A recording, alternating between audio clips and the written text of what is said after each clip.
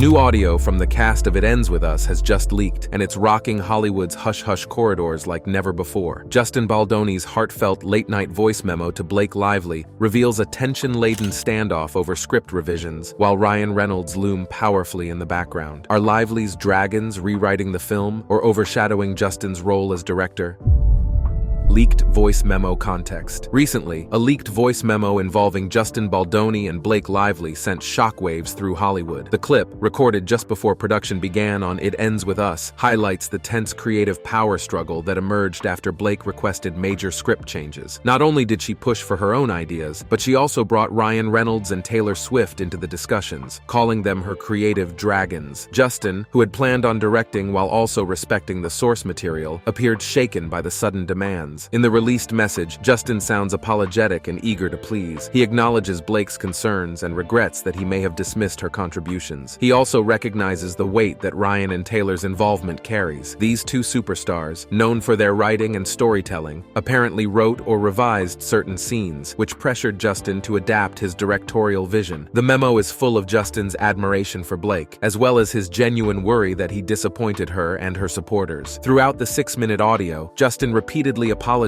and vows to do better. He emphasizes the need for open communication and expresses excitement about collaborating with Blake. He also references the challenging nature of balancing the creative voices on set. Despite the memo's upbeat tone, critics say it places too much power in Blake's hands, turning her into a sort of creative authority figure who can control the production. Meanwhile, leaked texts and notes suggest that Blake felt overlooked in her creative pursuits on past projects. She claims that she has often been sidelined or told to keep her ideas to herself, so she reached out to Ryan and Taylor to make sure her voice would finally be heard. As a result, Justin, who was hoping for a smooth pre-production process, felt pressured and uncertain about his own role in shaping the film. Since the leak, there have been rumors of legal threats and attempts to suppress further disclosure. Fans are left wondering if the friction between these major players will hurt the final product. However, one thing is certain: the tension uncovered in this voice memo has sparked a huge debate about power, creative control, and personal relationships in Hollywood. As filming picks up, many continue to watch, curious whether It Ends With Us can move past its behind-the-scenes drama and become the hit everyone is expecting. Despite the turmoil, Justin's voice memo shows his genuine wish to honor Blake's vision and keep the peace. Whether this delicate truce holds remains to be seen. Blake Lively's creative influence. Blake Lively's creative influence on the film It Ends With Us has become a major talking point after a leaked voice memo revealed how she pushed for her version of the script. In the recording, Justin Baldoni sounds apologetic and open to her changes, yet it's clear that Blake took the lead in reshaping the movie's direction. She even referred to Ryan Reynolds and Taylor Swift as her dragons, suggesting they too had strong input on the project. Their big names and creative reputations gave Blake more leverage to make changes. According to the leaked discussions, Blake had already rewritten large parts of the script and wanted Justin to adopt her pages. She framed it as "do this or else," a stance that put him on uneasy footing. He states how much he admires her talent, yet feels intimidated by her backing, since Ryan and Taylor's star power is hard to ignore. This combination of forces gave Blake enormous influence over decisions that typically would be the director's call. The memo shows how Blake, Ryan, and Taylor would go through new pages before Justin even had a chance to share input. If they liked what Blake wrote, she expected Justin to sign off. The push for a bigger, more exciting story aligned with her desire to create a hit. She wanted an undeniably dynamic and commercial film, aiming for something that reached beyond fans of the book. While her ambition may have been beneficial, the tone of "follow us or be left behind" clearly weighed on Justin. From Blake's point of view, she had often felt overlooked on past projects, so she was determined that her voice be heard this time around. She referenced times when she had written major revisions on other films but never received credit or felt taken seriously. With Ryan and Taylor in her corner, she believed she finally had the freedom and power to assert herself as a true collaborator. Their creative support, Blake claimed, was a form of protection against those who might ignore her ideas. But while Blake's insistence on being involved helped shape the story, it also created tension and fear about stepping on her toes. Justin's leaked apologies underscore how much he wanted to keep the peace and honor her input. In the end, Blake Lively's creative influence became a central force behind the direction of It Ends With Us. Whether this results in a smoother collaboration or more conflict remains to be seen, but it's undeniable that Blake's voice is a driving factor factor in the film's development. Justin Baldoni's apology. Justin Baldoni's leaked voice memo paints a clear picture of a man trying his best to mend fences. The recording begins with Justin speaking at 2 in the morning, already sounding vulnerable and eager to set things right. He immediately apologizes to Blake Lively for whatever he may have done or said that came across as dismissive of her script contributions. By doing so, he shows genuine remorse and a willingness to own his shortcomings rather than make excuses. Throughout his message, Justin expresses admiration for Blake's talents and vision. He mentions that her rewrites truly add depth to the story, and he clarifies that he doesn't need her to invoke the powerful names of Ryan Reynolds and Taylor Swift. He already respects her work on its own merits. Still, he admits feeling intimidated by the combined influence of these three major stars. Even so, he points out that he sees them as an amazing creative force and is more than happy to incorporate their ideas. Repeatedly, Justin apologizes not only for his response to Blake's pages, but also for anything he might have overlooked in her past experiences. He empathizes with her history of being undercredited or brushed aside. It bothers him that she may have had to fight just to be heard on previous projects, and he emphasizes that he wants to make sure she never feels silenced on his watch. With that, he stands by her need to see the final draft files, promising to share all materials and inviting her into every aspect of the creative process. In the memo, Justin also expresses tremendous excitement about working with Blake. He talks about how he thrives in face-to-face interactions and regrets that so much of their communication has been through texts and voice notes. He believes in building genuine chemistry between collaborators, something he hopes to nurture once they can actually meet in person. Despite these communication hurdles, he reassures Blake that he values her input and solutions, calling her the secret sauce that will help elevate the film. By the end of the voice note, Justin is clear about two things. He wants to honor Blake's creative insights, and he wants their working relationship to be rooted in mutual respect. His apology is not just words, it's a promise to do better, treat her ideas seriously, and welcome her presence in shaping It Ends With Us. While some may argue he sounds too eager to please, his approach shows he genuinely cares about collaboration, harmony, and making sure everyone feels heard and appreciated. Power struggles and tensions. Power struggles and tensions flared behind the scenes of It Ends With Us as soon as Blake Lively began pushing to rewrite significant parts of the script. From the outset, she made it clear that she intended to shape the film's direction, hinting she had the backing of her dragons, Ryan Reynolds and Taylor Swift. This trio's collective influence was enough to make Justin Baldoni, who was set to direct, feel overwhelmed and unsure of his own creative authority. According to the leaked voice memo, Justin apologized for not responding more enthusiastically to Blake's script changes, yet it was obvious he wrestled with the power she wielded. Central to the tension was Blake's insistence that her new scenes be recognized and accepted. She felt she had been overlooked on previous projects, and she was determined not to let that happen again. By bringing in Ryan and Taylor, both household names and creative forces, she all but ensured Justin would have trouble voicing any major objections. While Justin expressed excitement about her contributions, he confessed to feeling intimidated by the reputations and collective sway of Blake's allies. This asymmetry of power put Justin in a delicate position. He wanted to accommodate Blake's ideas without sacrificing his own vision. The leaked memo showed Justin speaking in gentle, remorseful tones, trying to appease Blake and keep the production on track. He insisted that he valued open communication and respected her insight as a writer. Yet the more he apologized, the more it became clear that there was a genuine fear of derailing the entire project if he disagreed too forcefully. Critics argue that Blake's heavy-handed approach bordered on bullying, while others defend her, pointing out she simply wanted to ensure her work was taken seriously. Legal threats further escalated the power dynamic. Word spread that Blake, alongside Ryan Reynolds, sought to suppress additional leaks. Their star power and potential legal resources loomed large, making it even harder for Justin or other involved parties to push back. Observers saw this as a textbook example of how celebrity status can tilt the balance of power in creative endeavors. Despite the turbulence, Justin's memo revealed he still believed in a collaborative future. He emphasized that he wanted Blake's passion to enhance the final film, not tear it apart. At the same time, Blake's firm stance suggested she would not budge on what she believed was best for the movie. Whether they ultimately found equilibrium or not remains one of the biggest questions surrounding the adaptation. For now, the leaked audio offers a rare look at how quickly creative dreams can collide with real-world power in Hollywood. Justin's professionalism and vulnerability. Justin Baldoni's leaked voice memo offers a revealing look at his dedication to professionalism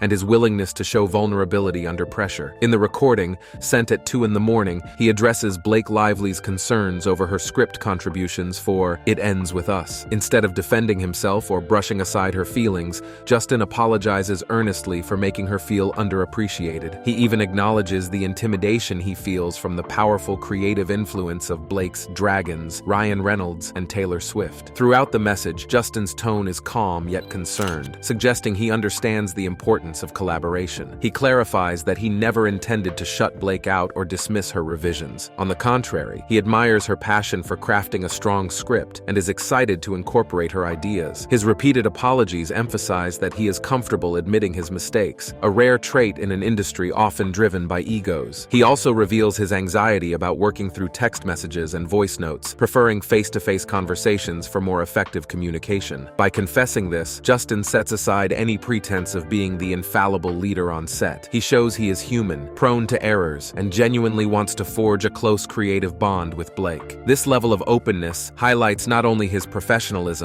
but his deep care for the overall well-being of the project. Moreover, Justin empathizes with Blake's past experiences of being overlooked in collaborations. He expresses frustration that she was forced to rewrite scripts by hand or neglected when her ideas could have added value. By recognizing these past injustices, Justin aims to reassure Blake that he does not intend to repeat those mistakes. His pledge to share final draft files and fully credit her contributions suggests a director who prioritizes fairness and respect. Amid these admissions of fault, Justin also stands up for the film's vision. He explains that he hopes to create a commercial success while remaining true to the deeper themes of the story. Balancing these goals demands input from many voices, including Blake's, yet Justin remains mindful of keeping the project cohesive. He frames their partnership as something beneficial, not only for each other, but for the final product. Blake's expectations and broader allegations. Blake Lively entered the production of It Ends With Us with high hopes and a strong belief in her ability to reshape the film into something commercially appealing. From the start, she made it clear that she didn't want to settle for the usual actress with limited input role. Instead, Blake insisted on a deeper creative partnership, rewriting huge segments of the script and drawing on what she called her dragons, Ryan Reynolds and Taylor Swift, for added influence. She framed their feedback as proof that her changes were not just valid, but indispensable, setting a powerful tone. According to the leaked voice memo and accompanying messages, Blake had more than just a simple stake in the film's success. She referenced previous projects where her creative efforts were either downplayed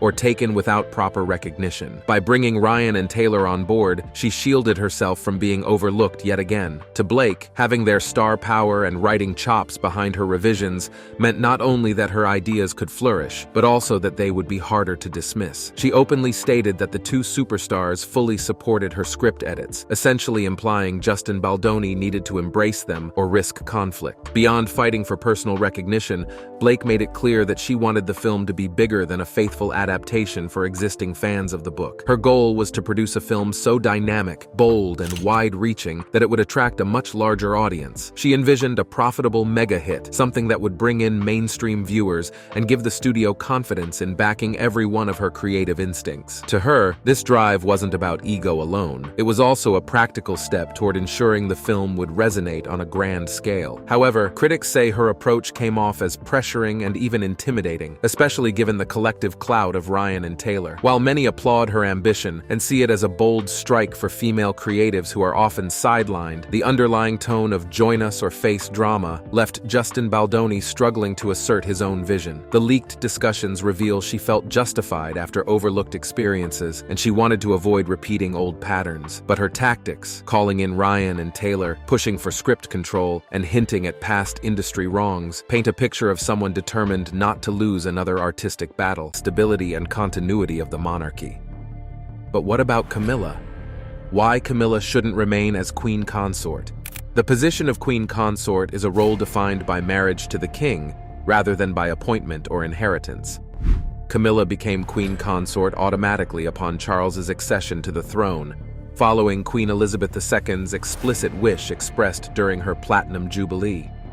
The role traditionally involves supporting the monarch in their duties, undertaking royal engagements, and serving as patron of various charities.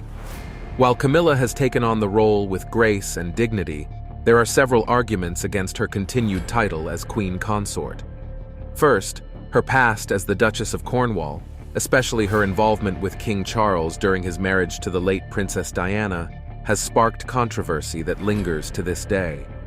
Many royal watchers believe that the history surrounding their relationship undermines her position and continues to evoke mixed sentiments among the public.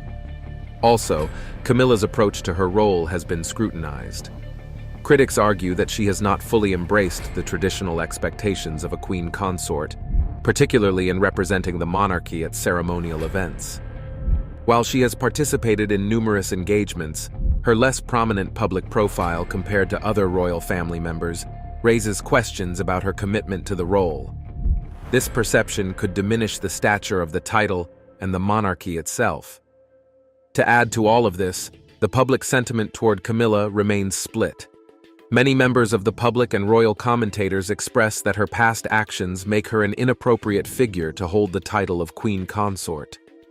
The enduring legacy of Princess Diana still looms large, and for some, the association of Camilla with the end of that marriage continues to tarnish her reputation. This ongoing discussion contributes to the argument that she may not be the best representative for the royal family in such a high-profile position. Once she became the Duchess of Cornwall, Camilla faced criticism for her attempts to reshape her public image. Despite her charitable work and royal duties, public sentiment remained divided. Events such as the high-profile wedding of Prince William and Kate Middleton further highlighted the stark contrast between Camilla and the more universally admired members of the royal family. In public appearances, she often appeared more reserved, which contributed to perceptions of her as an outsider rather than an integral part of the royal family. Even as queen consort, her role has not been free from further controversy. There have been moments of misstep that have generated negative headlines. For instance, her comments during public engagements occasionally drew ire, perceived as lacking sensitivity to the issues faced by ordinary citizens. Such incidents reinforce the view that she sometimes struggles to connect with the public at large, despite her efforts to engage in various charitable initiatives. Finally, there are concerns that the title of queen consort should embody ideals of compassion, loyalty, and integrity. Critics argue that Camilla's past raises doubts about her alignment with these values. As the royal family seeks to modernize and connect with the public, the choice of title holder becomes crucial in maintaining the monarchy's relevance and reputation. But there are obstacles to making any changes. Why it would be difficult to switch Camilla out. Under British constitutional law, the role of regent or councillor of state is strictly governed by the Regency Acts. The current succession law follows the rule of allowing only the eldest legitimate son to inherit the estate for those born before 2011. This is why Princess Anne is currently 16th in line to the throne, despite being the second-born child. The councillors of state, who can carry out constitutional duties when the monarch is abroad or unwell, are appointed based on specific legal criteria rather than personal qualification or experience. The role of queen consort is specifically tied to marriage to the king, and there is no constitutional provision for this role to be reassigned to another family member. This position is distinct from a queen regnant like Elizabeth II, who rules in her own right. The queen consort has no constitutional power to make state decisions or act as regent unless specifically appointed under the Regency Acts. Historically also, the title of queen consort has seen instances where the status of an individual has changed due to various circumstances. Notably, in the late 20th century, the case of Queen Mary of Teck and Queen Elizabeth II illustrated how the role can evolve based on the monarchy's needs. When King George V passed away, Queen Mary continued to exert influence and support during the reign of her son, King Edward VIII, before he abdicated in 1936. However, the most notable example of a queen consort being superseded involves Queen Victoria. Upon the death of her husband, Prince Albert, she withdrew from public life for an extended period, which led to discussions about the future role of a queen consort in the monarchy. After her prolonged mourning, Queen Victoria gradually returned to public engagements, but never fully resumed the same level of public prominence that had characterized her earlier reign.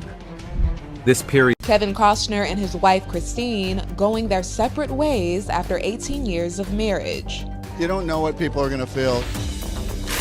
A rep for the actor confirms the split in a statement, telling ET that due to circumstances beyond his control, Christine's dissolution of marriage filing is moving forward. Kevin Costner and Christine Baumgartner's marriage ended. Ultimately, Baumgartner filed the divorce paperwork.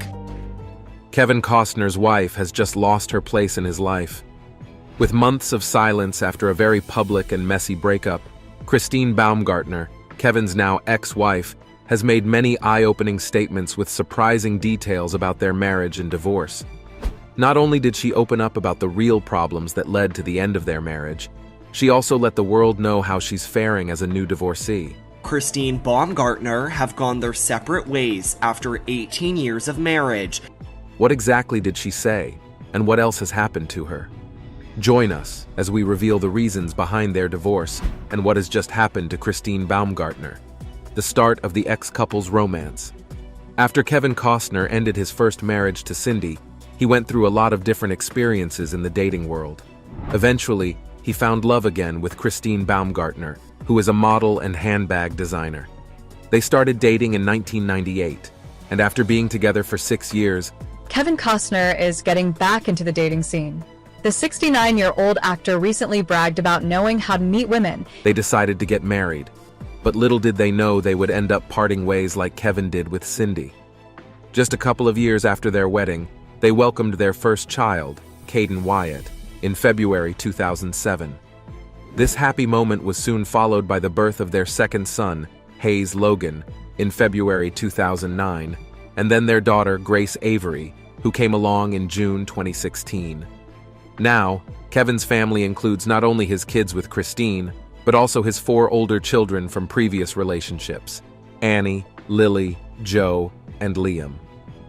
While sparks were still flying between the ex-couple, in interviews, Kevin often shared how much he appreciates Christine and how they built a lively and loving home together. In fact, in November 2 years ago, he shared his heartfelt feelings about Christine in a statement to the media, saying that his wife did things that made a huge difference in their lives.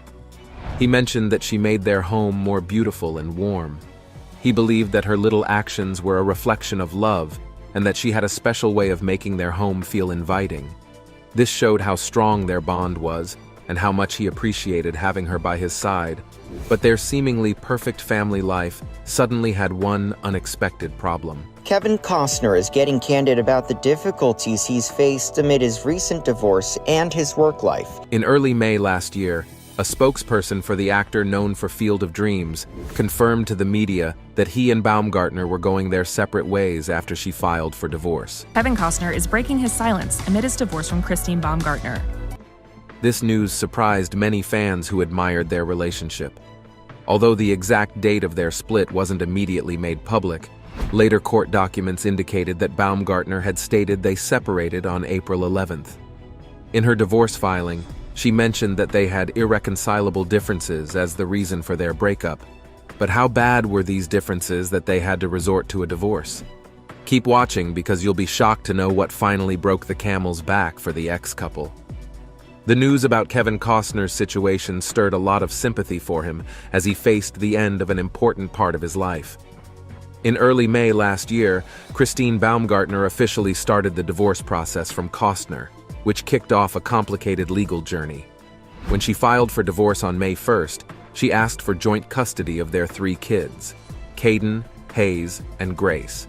This showed that she wanted to work together with Costner in raising their children, even though they were going through a separation. The day after, Costner replied to her filing, agreeing with her request for joint custody and stating that they had irreconcilable differences that led to their split. This shared decision about custody showed that both parents were focused on what was best for their kids during this tough time. In his legal response, Costner brought up a prenuptial agreement that laid out how they would handle spousal support, legal fees, and dividing their property. This prenup was especially important because of Costner's past divorce from Cindy Silva, which reportedly cost him around $80 million. His legal team explained that he had separate property, which included various personal items like jewelry and other belongings, as well as his earnings and assets that he had before, during, and after their marriage, all according to their premarital agreement. Costner's team mentioned that, Based on their prenup, Baumgartner would have to leave his separate properties. This information showed the legal guidelines both of them would follow as they went through their separation. So was the divorce something they both agreed on? Well, even with the issues they were having, sources close to Costner shared that he didn't want the divorce and wasn't looking for it. He was reported to be really affected by what was happening and would have liked to find a way to keep the marriage going. Just 2 days after Baumgartner filed for divorce, Costner and Christine Baumgartner are putting on a united front following their bumpy breakup 4 months after the Yellowstone actor's wife filed to end their 18-year marriage. she was seen in Santa Barbara without her wedding ring, which hinted that she was starting a new chapter in her life too. This moment caught the media's eye and made the public realize that the couple's marriage was officially over. Then, just 3 days after the divorce papers were filed, the media had more shocking news to share about Kevin Costner, the end of Kevin's famous on-screen character. An announcement was made that Taylor Sheridan's hit show Yellowstone would end after its 5th season. Fans started to wonder if there was a link between the two happenings, but it was made clear that the timing was just a coincidence and had nothing to do with the split between Costner and Baumgartner. Kevin Costner was reportedly taken by surprise when he learned about Christine Baumgartner's decision to file for divorce. Although he knew she was feeling unhappy, the actual filing was unexpected and pointed out some issues that had been brewing between them. It seems that Costner's busy work schedule played a big role in their relationship troubles, as Baumgartner found it tough to cope with his frequent absences. An insider mentioned that Christine wished they could spend more time together at their Santa Barbara home, explaining that Kevin's long hours on set made it hard for her. As he focused more on his projects, Baumgartner's desire for quality time with him only grew stronger. Kevin Costner's intense dedication to his film Horizon had become a major focus for him. Kevin Costner's new Western epic, Horizon: An American Saga Chapter 1, is being slammed by critics following its premiere at the Cannes Film Festival, consuming much of his time and energy since the previous year. An insider shared that Christine was not happy with him diving into another project, noting that he had been fixated on filming Horizon for quite a while. This strong obsession started to affect their relationship, leading to Baumgartner feeling increasingly unhappy. Another source pointed out that Costner's career often overshadowed his home life, as the success of Yellowstone and other projects meant he spent long periods away from home, which created emotional distance between him and his family. The source explained that his career had frequently taken priority over his family life, resulting in him being away for extended stretches due to filming commitments. As the pressure from his professional responsibilities grew, it clashed with Baumgartner's wish for a stable family life. An entertainment insider mentioned that all the success and excitement surrounding his new project likely distracted him from his family more than he realized.